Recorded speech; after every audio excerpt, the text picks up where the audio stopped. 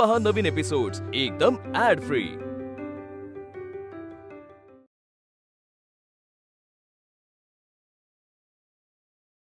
बळवंतराव, सारे खर्च समोर दिसत असताना म्हणजे शाळा, महाविद्यालय, केसरी, मराठा सारे आपल्याला कधी ना कधीतरी पगारवाढ करावी लागेलच, त्याला पर्याय नाही। तेच म्हणतोय मी। आणि हे बघा, मदत स्वीकारायची म्हणजे सरकार पुढे लोटांगण घालायचं असं नाही।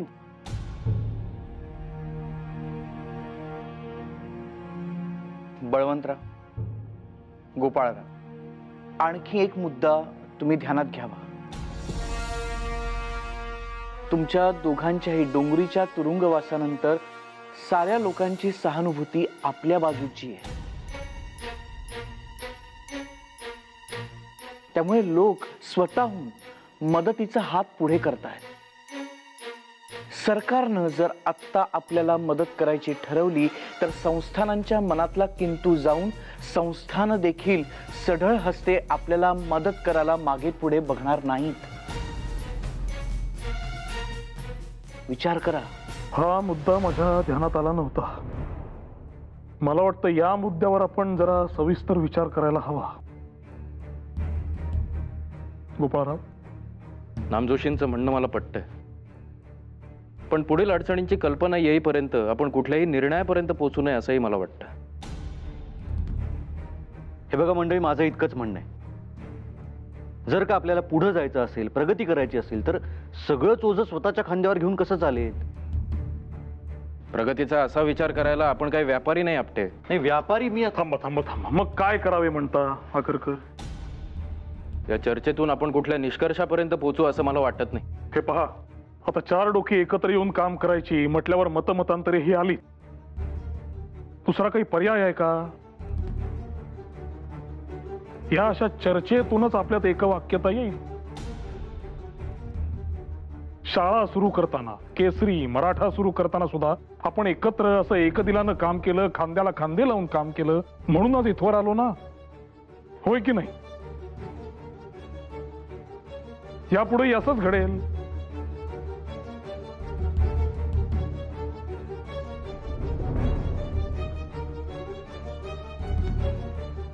आता आपल्या सर्वांचीच मते परस्पर विरोधीत आणि मला सगळ्यांच्या मतांचा आदर आहे। त्यामुळे मला असं वाटतं की आपण थोडा वेळ घेऊन शांत चित्ताने विचार करून आपलं मत लेखी कळवावं।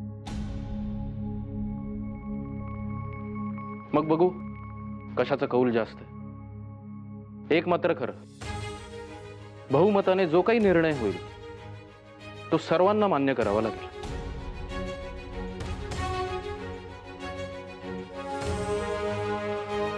मान्य?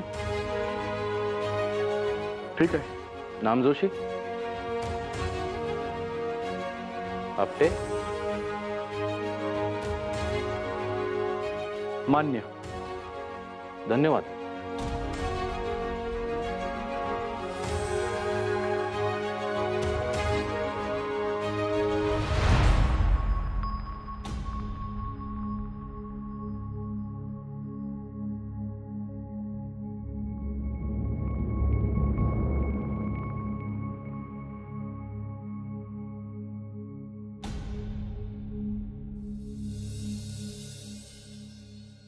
काय हो, आज लवकर आलात?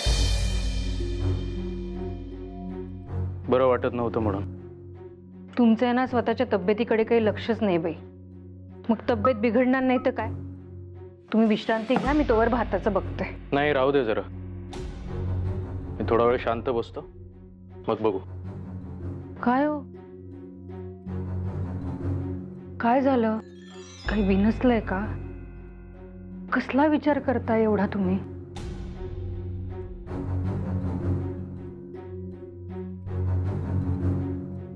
आपण ज्या लोकांबरोबर काम करतो ते आपले सहकारी किती भिन्न विचाराचे असू शकतात हे पाहून चकित झालोय मी। समजत नाही कोण आपलं आणि कोण परक। जी लोक आपल्याला आपली वाटतात ती तटस्थासारखी परक्यांप्रमाणे वागू लागतात। तुम्ही असं कोड्यात बोलायला लागलात ना की मला काही कळत नाही बाई। मला समजेल असं बोला ना। जाऊ दे, तुला नाही कळायचं। का नाही कळायचं सांगा तर। मी समजून घ्यायचा प्रयत्न करते. माझ्या डोक्याला विचारांचा भुंगा काय कमी लागलाय? तुला कशाला त्रास देऊ? बरं बाई, नका सांगू. पण तुम्ही असे गप्प गप्प राहिलात ना, मला नाही चैन पडत हो. तुझं काय चाललंय? आणि मुलं कुठे आहेत? त्या काकू आल्यात ना, त्या मुलांना देवळात घेऊन गेल्यात. तुम्ही पडा थोडा वेळ, विश्रांती घ्या, मी भाताचं बघते. झोपून काही उपयोग नाही. ती काव्य मीमांसा लिहायला घेतली, ती पूर्ण करतो. अहो, तब्येत बरी नाहीये ना, मग कशाला लिहायची ती मीमांसा का फिमांसा? झोपणं म्हणजे वेळ वाया घालवणं. आणि तसं बघायला गेलं तर देवळात जाऊन दगडी मूर्तीच्या पायावर नाक रगडणं हा एक वेळ घालवण्याचाच प्रकार आहे. अहो काय हे? मग काय खोटं आहे ते? मला सांग, देव जर चराचरामध्ये असेल तर देवळात जाऊन दगडी मूर्तीवर पाय टेकवण्यात काय हाशील आहे? ते काही आपले विहित कर्म नाही. तुम्ही देवा धर्माच्या बाबतीत असं नका बोलू बाई. तुम्ही देवाला, श्रद्धेला धारेवर धरणार, आणि मग सासूबाई काकू मला बोल लावतात हो. त्या म्हणतात तुम्ही असं बोलता ना, म्हणून माझी कूस काही उजवत नाही, आणि मग माझ्या मेलेचं. मी पानं वाढते.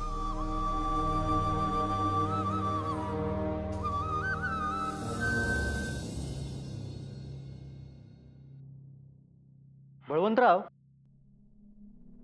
आगरकरांचं वागणं तुम्हाला आजकाल जरा बदलल्यासारखं नाही वाटत? म्हणजे काय? तुम्हाला काय खटकलं नेमकं त्यांच्यात? अहो, जरा तोऱ्यातच असतात. आता हे होळकर वाड्याचं पण कोणाला काहीही कल्पना न देता परस्पर भेटून ठरवून आले. आता आज पण बघा ना, आपण तिघही साधारणपणे एकाच मताचे असताना यांचं काहीतरी वेगळंच चालू होतं. आपटे, अहो सगळ्यांची मतं सारखीच कशी असतील? पण त्यांनी जरी विरोधी मत दर्शवलं असलं तरी बहुमताचा मान ते राखतील असंही म्हणाले ना. मग या तोरा कुठे दिसतो तुम्हाला? बळवंतराव, तुम्ही म्हणजे भोळा सांबाचे अवतार आहात. अहो, इतकी साधी बाब तुमच्या कशी लक्षात येत नाहीये? कसली बाब? हे पहा, जे काही आहे ते केसरीमुळे आहे. आपण पत्र छापली केसरीमध्ये, लेख अग्रलेख छापले केसरीमध्ये. तुम्हाला शिक्षा झाली ती पण केसरीकार म्हणून, हो ना? स्पष्ट काय ते बोला आपटे. तुमचं म्हणणं काय आहे नेमकं? केसरीचे संपादक कोण आहेत? आगरकर. त्यामुळे कित्येक वेळा त्याचं श्रेय त्यांनाच जातं, हो की नाही? ते जरी संपादक असले तरी केसरीत आपण जे काही छापू ते सर्वांच्या संमतीने तसं ठरवलंय, आणि तेच आपण करतो. अहो, तसं नव्हे बळवंतराव, तुम्ही जरा शांतपणे माझं म्हणणं ऐकून घ्या. हे महाविद्यालय जर सुरू झालं तर तिथे त्यांना फारसं महत्व उरणार नाही. त्यात परत केसरीची जबाबदारी वाटून द्यायला लागेल. कदाचित हेच त्यांना करायचं नाहीये, म्हणून ते महाविद्यालय चालू करायला अनुकूल नाहीये. हे काय बोलताय तुम्ही आपटे? तुमच्या विचारांचा वारू म्हणजे फार आभाळापर्यंत उधळलेला आहे. खाली या जरा. छे छे छे, आगरकर असा काहीही विचार करत नाहीयेत याबद्दल माझ्या मनात मुळीच शंका नाही. आणि कामाचेच म्हणाल तर ते कामास कधीही मागे हटत नाहीत. अहो नाही, ते आहेच. पण आता हल्ली ते सगळी आपली कामही गुपचूप आपापलीच करत असतात, कोणाला काही न सांगता. आता हे होळकर सरकारांकडे भेटायला गेले होते, ते आपल्याला सांगितलं होतं का? पुन्हा तेच. होळकर वाड्याच्या विषयातून तुम्ही बाहेर पडा बरं. बरं, जरी त्या विषयावर बोलायचं असेल तरी ते काही त्यांचे खासगी काम नव्हे, ते शाळेचंच काम. तसे त्यांनी काम झाल्यावर सांगितले. गोपाळराव तितके सुज्ञ आहेत असं मला वाटतं. तेच म्हणतोय मी. तसंही आपल्याला समजणार होतच ना, मग आधी कल्पना का नाही दिली? आता तुमचंच घ्या, तुम्ही गद्रेंकडे कधी जात होतात, कधी येत होतात, सगळ्यांना माहिती होतं. मग त्यांना होळकरांबरोबर अशी स्वतंत्र सलगी कशाला वाढवायची होती? अहो, ती माझी पद्धत झाली, ही यांची. आले का लक्षात? तुम्ही त्यावर जरा जास्त विचार करताय. हे इतके महत्वाचे वाटतच नाही मुळी मला. हो बळवंतराव, तुम्ही भोळे आहात की? आता त्या दिवशी मी विश्वनाथाबद्दल जरा प्रेमाने बोललो तर केवढे अंगावर आले. हे बघा, तुमचा विश्वास बसो अथवा न बसो, गोपाळरावांना ना मूल ना बाळ, मग ते कशाला पसारा वाढवतील? कुठलाही करता पुरुष प्रगती का करतो? आपल्या मुलाबाळांसाठी, पुढच्या पिढीसाठी. गोपाळरावांच्या बाबतीत ती शक्यताच नसल्यामुळे त्यांना हा पसारा वाढवायचा नसावा. आपटे, तुम्ही जरा विचार करून बोला. आले का लक्षात? बळवंतराव, माझं म्हणणं तुम्हाला आत्ता कळायचं नाही, वेळ आल्यावर कळेल. आपटे,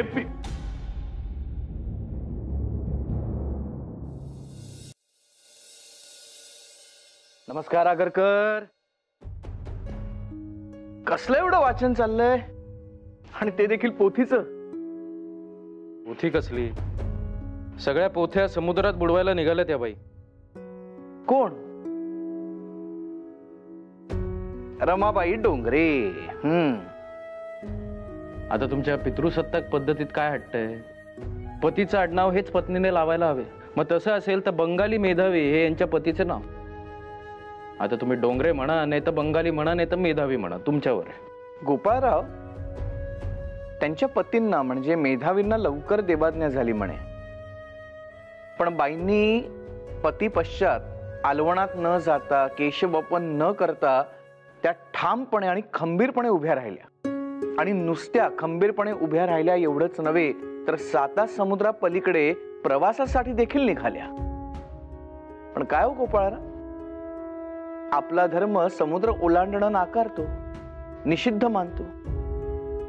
पण या बाई एकट्या दुकट्या त्यांनी हे असं धाडस करावं? खुळचट कल्पना आहेत या सगळ्या नामजोशी. अहो, मला सांगा, असं काय होतं समुद्र प्रवास केल्याने? कोकणातील स्त्रिया नाही नावेनं प्रवास करत. आपण स्वतःला या अशा रूढी परंपरांमध्ये ना अडकून घेतले, बाकी काही नाही. आणि म्हणूनच हे ब्रिटिश लोक 7 समुद्र पार आल्याने आपल्यावर राज्य करतात.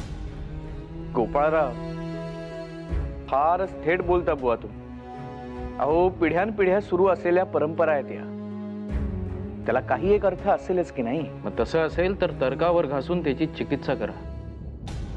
आणि त्या तर्काच्या कसोटीवर जर त्या उभ्या राहत नसतील तर केवळ आमच्या आधीच्या पिढीनं त्या केल्यात म्हणून आम्ही कराव्या आणि आमच्या येणाऱ्या पिढीलाही त्या करायला लावाव्या, हे कितपत योग्य आहे?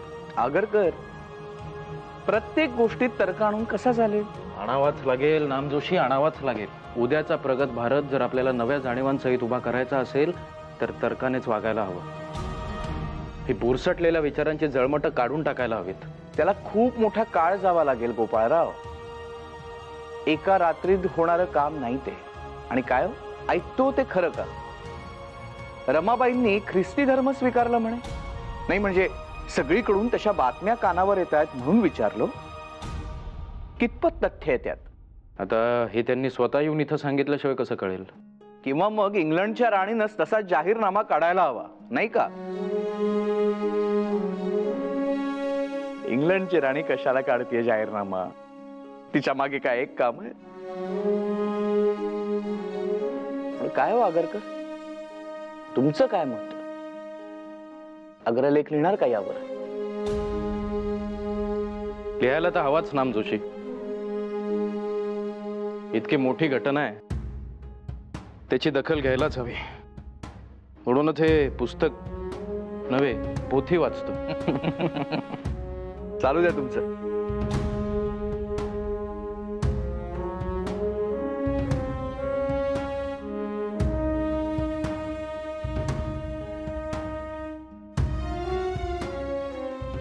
तिने या पुस्तकात पुन्हा काढलेल्या उद्गाराप्रमाणे तिचे वर्तन अकलुषित राहून नुकत्याच उठलेल्या बातमीप्रमाणे ख्रिस्ती धर्म न पत्करता ती हिंदुस्थानात परत येऊ व तिच्या मूल संकल्पनाप्रमाणे काही मातृसेवा तिच्या हातून घडो.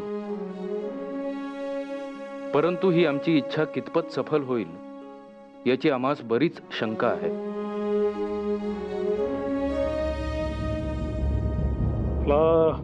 दांडगोबा, आता कुठे जायचं? आता कुठेही नाही जायचं, जागरण पुरे, झोपायचं आता. या पटकन झोपा बरं, पटकन झोपा. आता तू आलीस म्हणजे पुन्हा याचं जागरण चालूच. आता झोपला असता शांतपणे. ते काही नाही, हा चांगलं दामटून झोपवा त्याला. तू काय त्याच्याशी खेळत राहिलं म्हणजे खेळतच राहील. तुम्ही त्याला नीट दामटून दामटून झोपवा, नाहीतर गुणगुणा काहीतरी. म्हणजे मी गाणं गाऊ?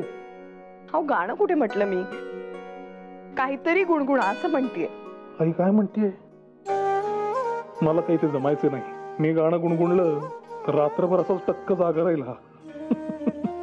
जा इकडे जा, तू घे अंगाई घेऊन जाऊ त्याला, तुझी सवय आहे त्याला. काय सवय बिवय काही नाही. हा, आणि काय हो, तुम्हाला इतक्या छोट्या मुलाला निजवता येत नाही? अरे ते काही नाही, तुम्ही गुणगुणा, जोजवा, काय हवं ते करा, पण झोपवा त्याला. आता मला अजून कृष्णेला निजवायचे, मी तिला बघून आले. कृष्णा, ए कृष्णा. पाहिलेत का? तुमची आई म्हणजे कडक पंतोबा आहे, पंतोबा. आता झोपला नाही तर ती ओरडेल. कोणाला? तुला नव्हे, मला. ऐकताय का? गुणगुणायचा प्रयत्न आपला.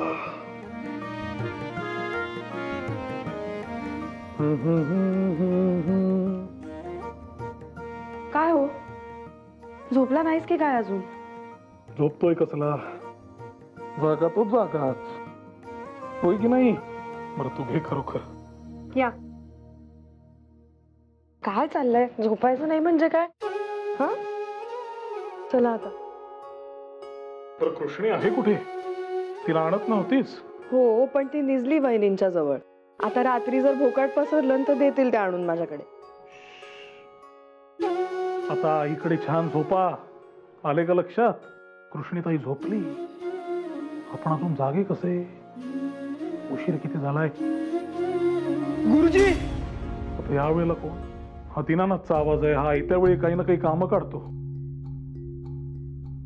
झोपायचंय मी येईपर्यंत. झोपा पटकन. गुरुजी. काय रे, किती मोठ्याने हाका मारतोस? आतमध्ये कानी पोरं झोपलीत. बैस. काय झालं? काय रे दीनानाथ, आत्ता कसा आलास? काय झालं ओरडायला याला? काय माहित. गुरुजी, हो बातमीच तशी आहे म्हणून धावत आलो. काय झाले? घाटगिणकडून सांगाव घेऊन माणूस आलेला. बातमी ऐकली आणि तसाच धावत आलो. काय निरोप काय? गुरुजी, करवीरच्या महाराजांचा नगरच्या किल्ल्यात मृत्यू झाला. काय?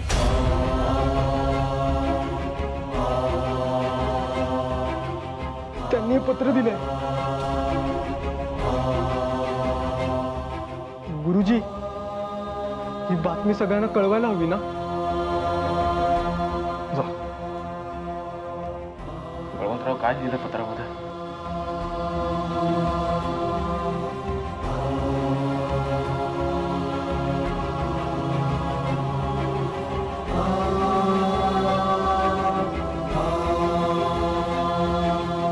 परमेश्वरा,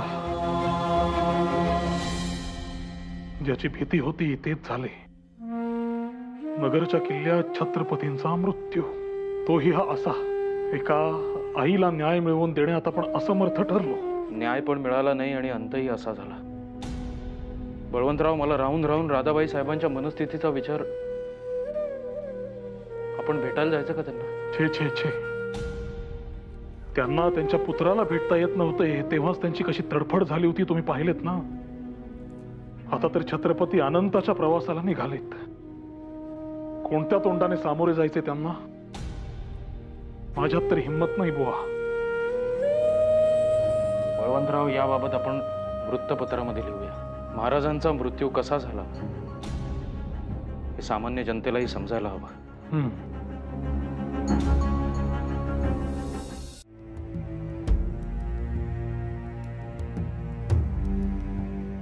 वाटले नव्हते छत्रपतींचा मृत्यूलेख लिहिण्याची वेळ इतक्या लवकर येईल. छे, त्यांच्यासाठी केलेला संघर्ष व्यर्थच ठरला म्हणायचा. एका मातब्बर संस्थानाच्या गादीचा वारस असा काळ कोठडीमध्ये अखेरच्या घटका मोजतोय, याहून दुसरे दुःख कोणते?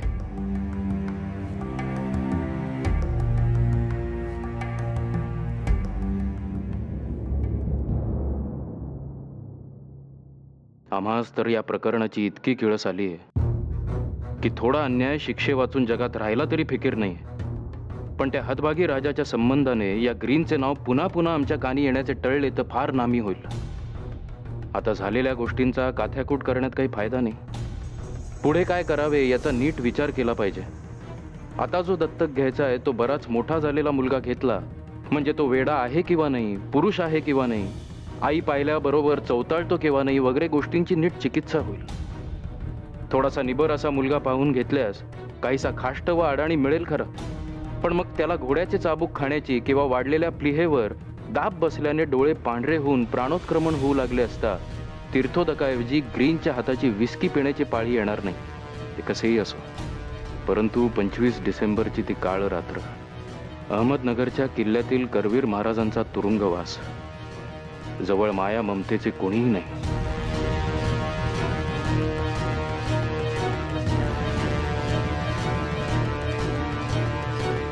अशा स्थितीत निराशेने बेफाम झालेल्या अर्धवेड्या महाराजांचा संताप व त्यांचा ग्रीन सारख्या अडदाण सोजिऱ्याशी मारामारीचा प्रसंग हा सर्व देखावा डोळ्यांपुढे आणला असता मन अजूनही कावरे बावरे व उदास होऊन जाते. व महाराजांना निष्ठुरतेने वागवण्यात चांगुलपणाचे सोंग घेत जो दुराग्रह मुंबई सरकारने दाखवला तो लक्षात घेत the way to hell is paved with good intentions, म्हणजे नरकाकडे घेऊन जाणारा रस्ता चांगल्या हेतूंच्या फरशांनीच बांधून काढलेला असतो, ही इंग्रजी म्हण खरी आहे असे वाटू लागले.